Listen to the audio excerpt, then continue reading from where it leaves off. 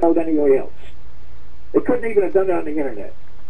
They were selling a lot of material, thousands of dollars, they were making that kind of money for their speeches because they sold so much stuff. Well, they were just showing. I mean, it's just like Alex Jones. Alex Jones is, I think, now my estimation of Alex is that he's a good showman and he's got a pretty good organization behind him. And, and he puts out real good propaganda because good propaganda is 95% fact. Exactly. And you know, and the whole strategy is be afraid, be very, very afraid. That's what Y2K is. That's what martial law. Hey, we've had martial law here for the last 100 or so years, haven't we? Yes, I'd say so.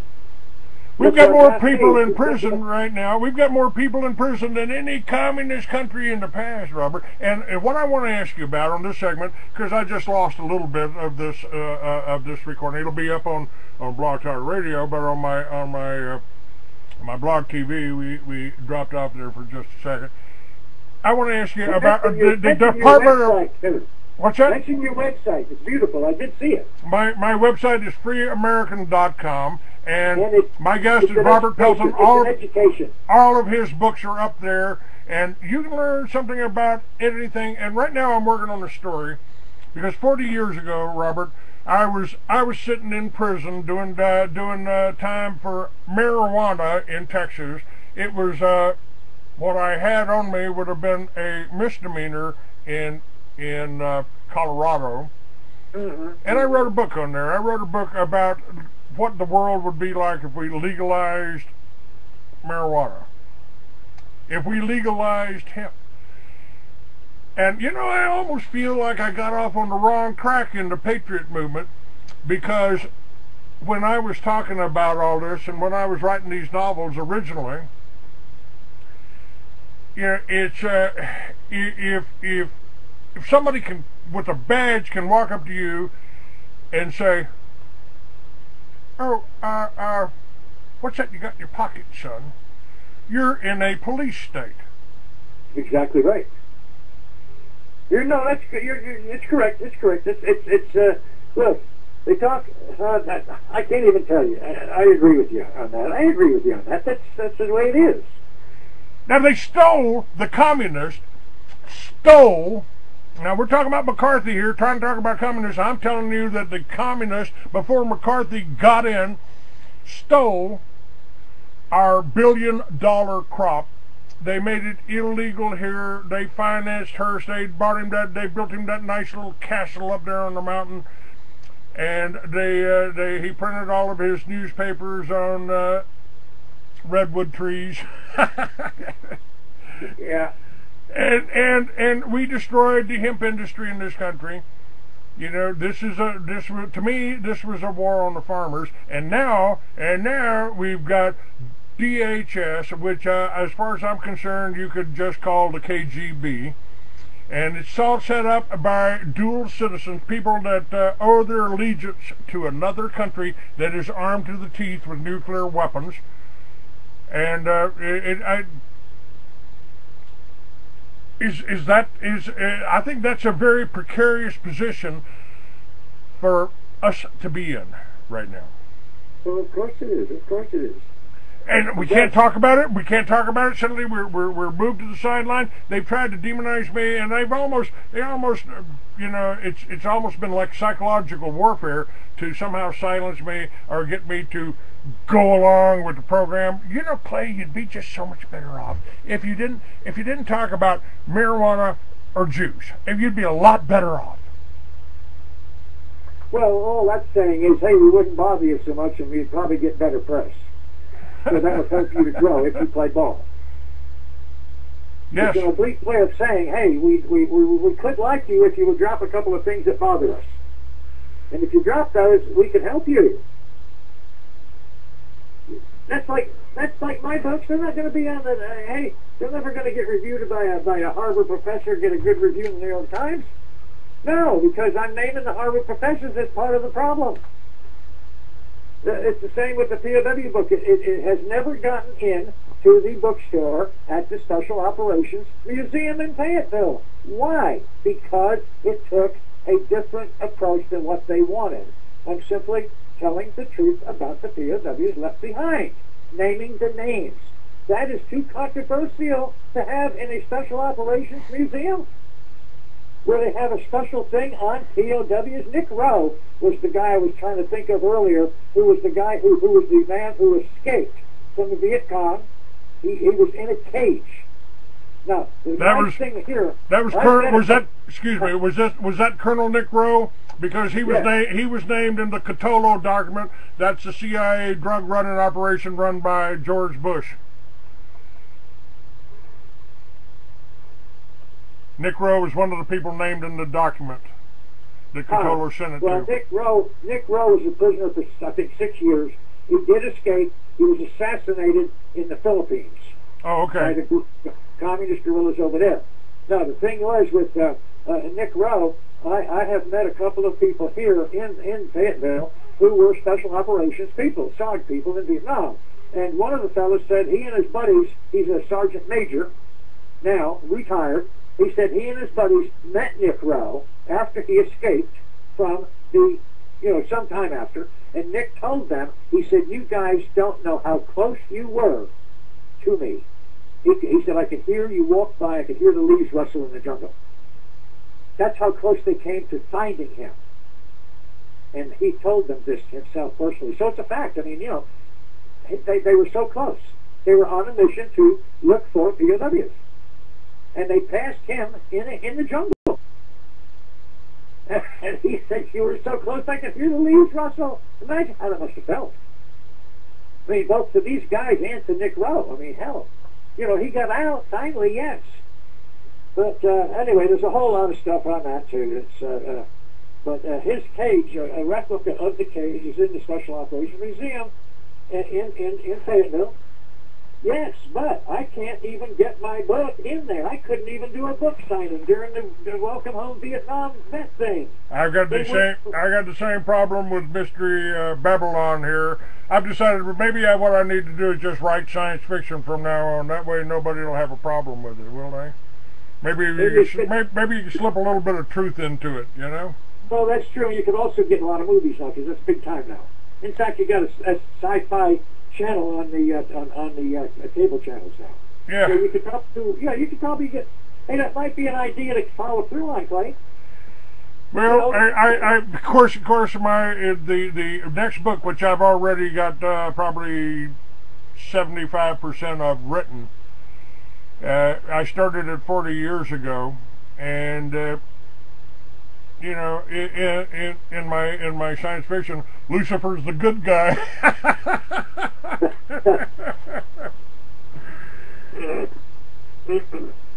Well, but that's really what I intend to do. That's what I want to do. I'm going to finish the book that I started 40 years ago, and I got 3 more that are damn good right now, and I've got all of yours up on my website, and that's what we're going to do. We're going to sell books. We're going to show, and we're going to send these radio shows around and let people understand that there is something we can do. Now, somebody told me one time, Clay, they're not as powerful as they want you to think they are. Oh, I agree with that 100%. If they were, we'd still be under the Roman Empire or the Syrian Empire or the Assyrian Empire, whatever. We would have still been a slave somewhere. We may be slaves now, but doing what we're doing right now and coming up with the ideas and the plans, we really got the power. We could power our own homes. We would, without having the electric lines and without paying nobody. We can communicate across the world just like this right now. Exactly right. I mean, personally, I'm really happy to be living at the end of the world, because I think the end of the world is going to be the end of the world of banksters, and I think the people as individuals are going to rise up against this whole corporate type of controlled corporate government. Yeah. And that we're facing another thing too, Clay, I want to mention this before we finish with this problem here. This is a different thing, but I want to give a website to your listeners. It's called MadeInUSAForever.com. It's a website that has gotten together all different products, everything from kids' toys, books, dishes, pots and pans, luggage, furniture, you name it. Women's clothes, men's clothes. I just bought some jeans from them. They're made in Houston, Texas. Nothing to do with China. Nothing with a foreign. Run that website back. Give me that website back again. Give me that website back again. Okay, it's madeinusa.com. Made in USA? Discover what's really going on. All right, hold on. Mainstream media won't tell you. At Truth Radio, you can listen live or listen to a large selection of archived programs. And thank you very much. The truth. All right, we're going to stop that one, and I'm going to stop this one. Now, stay with me. And, okay. Got you, got that. All right, I still got a little bit more time here. That's Made in USA. Forever. Forever. F-O-R-E-V-E-R. MadeInUSAForever.com. The reason I recommend it is my whole family, my wife, my daughter Kathleen, you've not met her. She's not one of the motorcycle girls. But my whole family is against buying the crap from China, import crap from China. Okay? So we love this particular site. My daughter found it. There's a number of sites, but not like this one. There's a number of Made in USA sites, but this one is compiling all of the different products from all over the United States that are made in USA.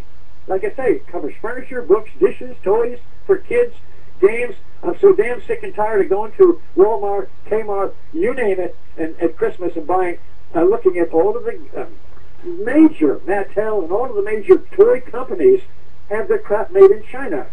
The audacity of this is you go to Black & Decker, you want to buy a little drill for your husband or your boyfriend or whatever, or yourself for Christmas. Hey, it doesn't say made in China.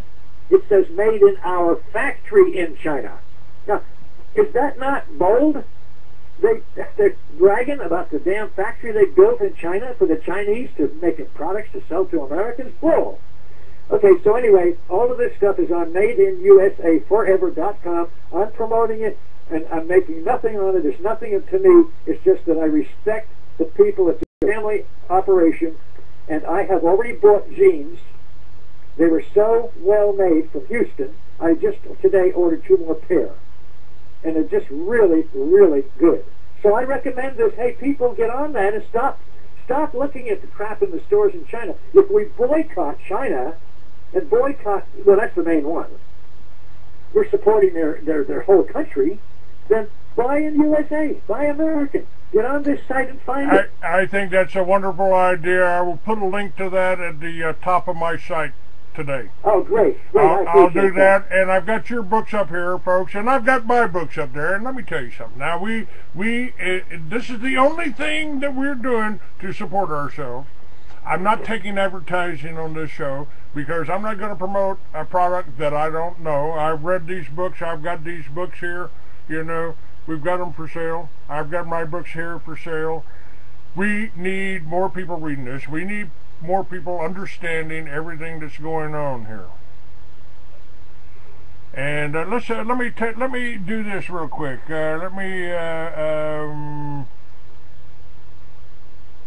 see if I can take a call here. Hello, who have I got on 804? Peace, Clay, and I'd like to say peace to Mr. Robert. JoJo from Richmond, Virginia. Hello, Joe. How are you? Yes, I got $1 billion question for the both of y'all. Who was this lady that joined the Communist Party back in her early years, and she rose up in the ranks? She was a writer, and she was fighting capitalism on all fronts. And she got so fed up in the later years, and she went over to Russia and see communism firsthand, and she came back to the United States. Do you know that, Robert? I don't. No, I don't. Her last name was Goldstein. I saw the documentary when I was like 16, 17 years old, and I'm 48 years old now. So that's how long I've been into this thing. All right, sir. I appreciate your call. I don't have any information on that, but thank you very much. Appreciate you listening. Yes. All right. Good question. Yeah. Now, let me ask you about the. Let me do this. Let me ask you real quick about the link. You know, I've heard Russians refer to communism as Judaism for the masses. You know, many of our, you know, the whole, you know, 9/11 plot was planned and probably carried out by Jews, by Israelis, by Mossad, by whatever, you know, whatever they're posing it. You know, I mean, I've seen some photos of Arab terrorists, and but their six-pointed star was showing. What's the connection there? What's going on? Yes, you mean that? Yes, sir, I am. Well, what? You know what the connection is, right? I mean, it's, you mean there's something real happening there? I mean, that McCarthy's talking about, that I'm talking about. I mean, come on. You know, this is ruled by the elitist, isn't it? I don't think it has anything to do with somebody's religion, because it's you know, the Constitution kind of covers you on that, doesn't it? I mean, you can if you want to bang your head against that Wailing Wall, man, knock yourself out. Yeah. Well, you know, you go back in years on this. There's nothing new. The person who came up with Medicare said that they did that because that was the beginning of socializing medicine. That was going to be the weapon used to socialize the medical community. Medicare. Well, look what's happening. It's happening. This was way back in the 30s, I guess.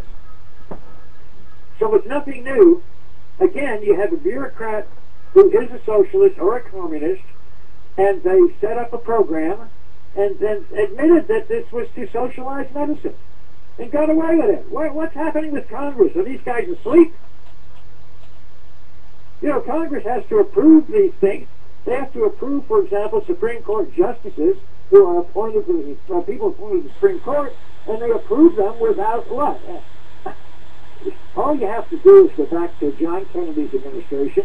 I mean, that's a prize one for me, because he appointed a whole lot of Supreme Court justices who were suspect as to their all-American qualities. They didn't have any. I'm talking about Thurgood Marshall. Uh-oh, shouldn't have said that. Now they're going to recall the racist. I'm talking about a great number of these people who were later, well, they're not. I mean, we knew at the time what they were, but Congress still voted them in and said it's okay. All right, so let me stop you right there. Let me stop you right there to ask you about this, because the way I feel right now, this ain't a matter of me being a conspiracy theorist. This ain't a matter of me making anything up and writing science fiction. This is a matter of historical record. We've got document after document after document, and we've got statement after statement after statement. And why aren't these people being tried as traitors, tried as subversive agents, tried as being spying on the U.S.?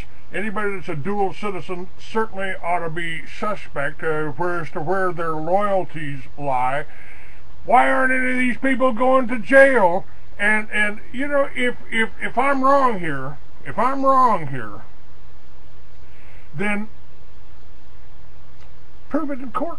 Show me with all this evidence here. Let's have a trial.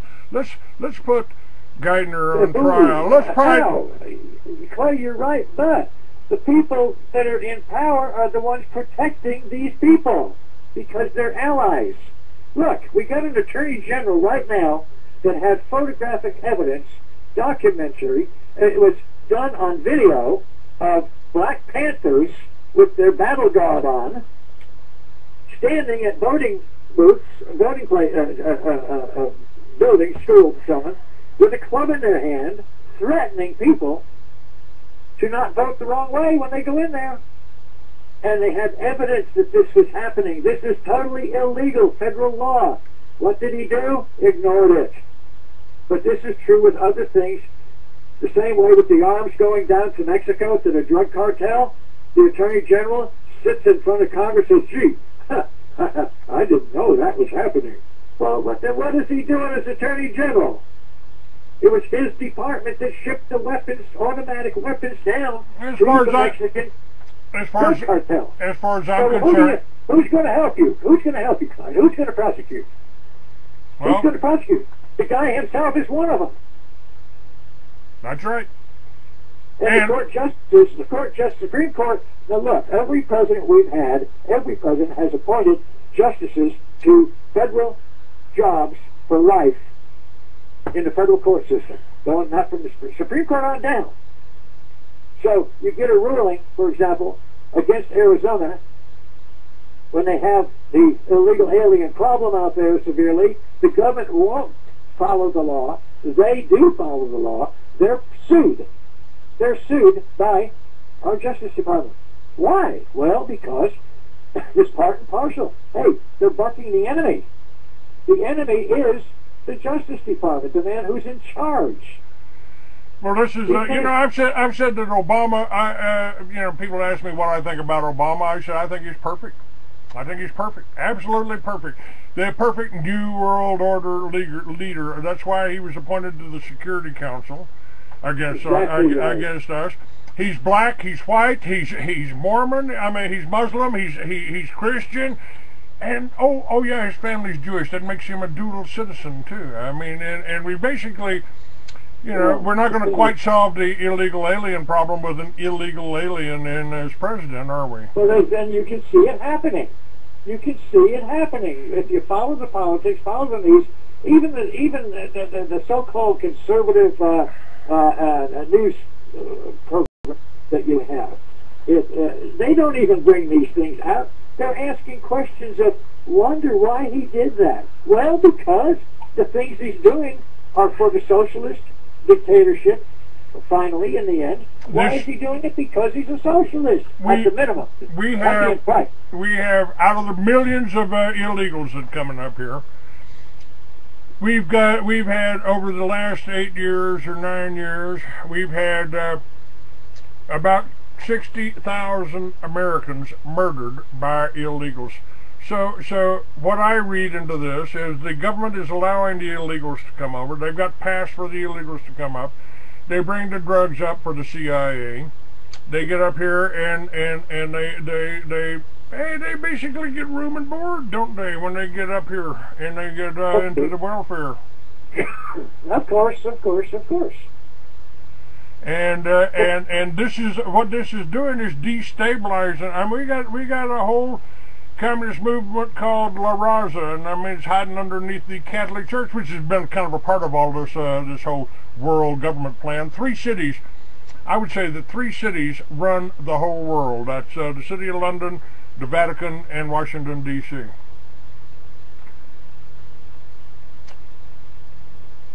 Is that? You can add New York with the banking. Yes. I mean, there's no question. You're right. The whole thing is that the packages the things you're talking about, they come out individually in the news. Nobody puts them together, so it makes sense. You have done that. I have done that. But I recommend you do this on your site too. Plug The Manchurian President, the book. It's a goldmine of information. It exposes all of his appointees, Obama's. It exposes Obama. I mean, even his sex life. It's all documented. Where he and his buddy, who is now the mayor of Chicago, who used to be the head guy in the White House, his buddy. Oh yeah, Rahm Emanuel, another dual citizen. They belonged in Chicago to a men's club, and they went in there and had homosexual acts with elderly white males. Now this is a fact. I mean, I'm not saying it. It's in the book. It's in the book. But how much has been brought out? That's all public information. But has the media ever said anything about it? No, they don't touch it. Because why? Because the media loves the man. It's just like they love... So there's 2 things I can't tell you. I can't tell you if the government took over the media or if the media took over the government, you know? Well, neither one. They're just buddies. They're hand in hand. You know, 1 and 1, 1 plus 1 makes 2.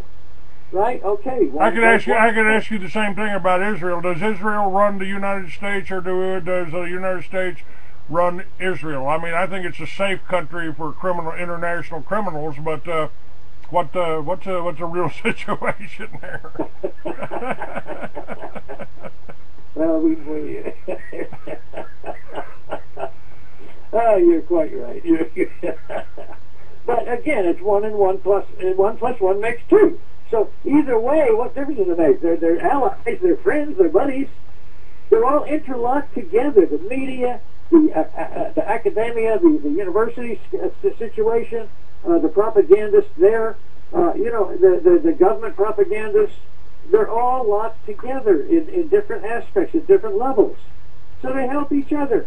Even Fox News, which is supposed to be a conservative news, this one woman got on there who's a well-known conservative. I don't even remember her name. But she gets on as a conservative. She's written books as a female conservative, right? She sat there, and I saw this. This is not hearsay. She sat there when the Obama question mark about the birth certificate was in the news. All of a sudden, it got quiet, and it was shut up. She said, "Oh, yes, it's real. I saw it." Well, Bill, she didn't see it because it didn't exist at that time. Even the forged version of it did not exist at that time. But she sat there and said, "I saw it, therefore it exists." And I thought, how dare you consider yourself a reliable conservative? When I say conservative, I mean a constitutionalist or pro-American. How dare she protect the president because of his birth certificate when she knows it's a lie? Yet she carries a lot of weight. That's the whole thing, Clay. She carries a monumental amount of weight. Well, all of these, as far as I'm concerned, any senator that voted for our congressman that voted for this whole NDAA ought to be tried for treason. Well, look at it this way. Hey, you're right, but go back to the 40s. And when the Congress voted for the United Nations, it was presented to Congress by a foreigner from Eastern Europe who was a Red. He presented the UN. You can check this. This is a fact. Anybody who wants to listen, check it on the internet. It was 80-something to 2 for the UN in the Congress. Now, how could it be? Well, it was. It was. I mean, why? What did these people do? They never read it. They couldn't. It was a skyscraper high, all the documentation that they were given. Their aides couldn't even read it all. But nobody read it. They just voted for it. So what are we sending to Congress? A bunch of friggin' idiot lawyers who just are voting for whatever they think happens to be popular at the time? They voted for the United Nations, which is the Trojan horse in America, sitting in Washington on the East River, but it's the Trojan horse. That's it. It is. And we've been trying to tell people. We've been trying of everything bad. We've been trying to tell people this for the last 20 years, haven't we? And longer. I mean, because McCarthy, that's 50 years ago. We've been trying to tell people what's going on here. What can we do about it? Well, I think we're going to have to make that a part of another show. So, thank you for being with me, bud. Well, thank you, Clark. I really appreciate it. All right, folks. If you'd like to order the books, get some of my books. You can get the PDFs from me on my books and be reading them tonight. We need the money. We need the money. We need the support here. And Robert Pelton, I thank you again. Stress MadeInUSAForever.com. I will. It'll be up there with the show, with this film, here in about 1 hour, sir. Appreciate it. Thank you. Bye bye now. All right. Thank you. Bye bye. Call recording has been completed.